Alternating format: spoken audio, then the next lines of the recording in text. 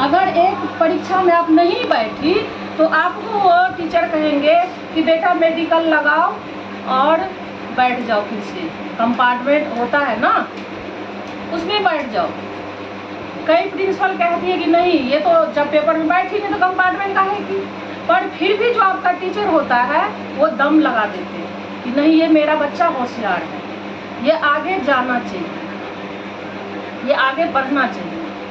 अगर पेपर में भी 1 नंबर से या 2 नंबर से कम हो जाते हैं तो मास्टर 1-2 नंबर अपने तरफ से लगा देते हैं कि मेरा बच्चा आगे जाएगा, उसका साल ना खराब हो। वही रिश्ता हम लोग में है, शिष्य और गुरु के। हम लोग, ये दीदी कहाँ गई? रिंकू जी। नहीं, माला दीदी। हाँ जी, माला दीदी तो सामने। अरे हीरा दीदी, हीरा दीदी उसने लेके गई थी, क्या कहते हैं, पीजी में। वो बच्चे क्या करते हैं? पीजी वाले बच्चे क्या करते हैं? पढ़ाई करते हैं ना, उनको क्यों जरूरत है? पर जरूरत है। अगर आपने गुरु बना लिया, आपके जीवन में गुरु है, आप कहीं इंटरव्यू के लिए गए हैं, परीक्षा के लिए गए हैं, आपका रास्ते में जाम हो गया, किसी का चोट लग गया, कुछ भी हो गया, आपका टाइम निकल रहा है कि मैं कैसे पहुंचूं, तो आप क्या करोगे? फोन भी नहीं आपके पास, आप क्या करोगे? अम्मा को फोन कर सकते या किसी से मांगोगे कि मुझे दो, मैं अपने माँ को फोन करूं, मुझे छोड़ आए या कोई मुझे लेने आए। उस टाइम में कौन सहायता करता है? हम लोग इसीलिए बच्चों को भी, बड़े को भी और बूढ़े को भी, सबके आवश्यकता है कि भगवान शिव को अपने गुरु बनाओ। भगवान तो वो थे ही, है ही, रहेंगे ही। जब हम नहीं थे तब भी वो भगवान शिव थे, हम हैं तब भी भगवान शिव है, हम नहीं रहेंगे तब भी वो भगवान शिव है। पर गुरु का प्रचार किसने किया? किसी देवी देवता नहीं किया, ये मेरे साहब दीदी ने किया। और इतना सुंदर झोली में डाले हैं 3 सूत्र और गुरु का वर्णन कि तुम इधर उधर, अब हम लोग को मन नहीं लगता किसी के पास बैठे। वो अपनी बेटी का बता रहे, वो अपने बहू को बता रहे, कोई अपने बेटे को बता रहे। हम लोग कहीं जाते हैं तो अपने गुरु की बातें करते हैं।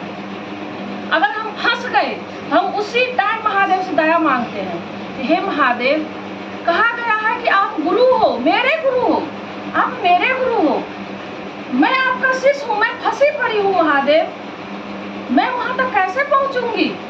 मेरा इंटरव्यू का टाइम निकल रहा है, मेरा पेपर एग्जाम निकल जाएंगे, मैं कैसे जाऊँ? और वहाँ देखिए आपको किस तरह से रास्ता मिल जाएगा और आप निकल जाओगे। भीड़ है, पर जिसने दया मांगा उसके लिए रास्ता खुला और आपको दिख जाएगा कि आप किधर से निकलोगे, निकाल लेता है। जो चीज़ आपको पता होगा कि मेरे काम वहाँ पे होने वाला नहीं है, सारे कागज रिजेक्ट है, और फिर भी आप दया मांगते हो कि मेरे गुरु महादेव, मैं आपका शिष्य हूँ, मुझे दया कीजिए, मैं मेहनत तो कर रही हूँ, देखिए वहाँ पे दया मिलता है। इसलिए गुरु बनाना बहुत जरूरी है।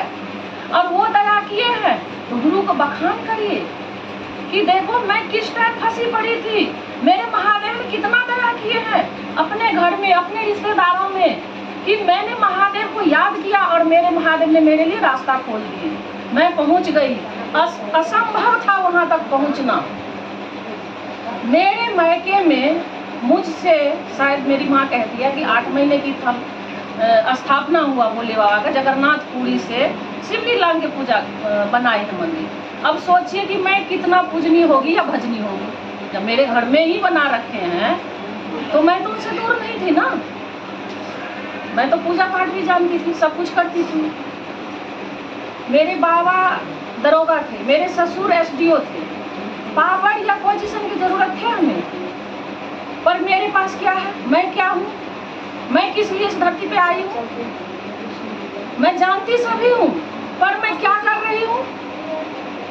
कुत्ता बिल्ली भी बच्चे पैदा करते हैं, उनको भी अक्ल होता है, खाना खिलाते अपने बच्चे को पाल लेते हैं, पर हमने किसी को अच्छा ज्ञान दे दिया, किसी को जीवन में शिव को गुरु बना लिए, कोई बैठ गए उनके जीवन में भगवान शिव और उन पे दया किए, तो मेरा गुरु दक्षिणा हो गया।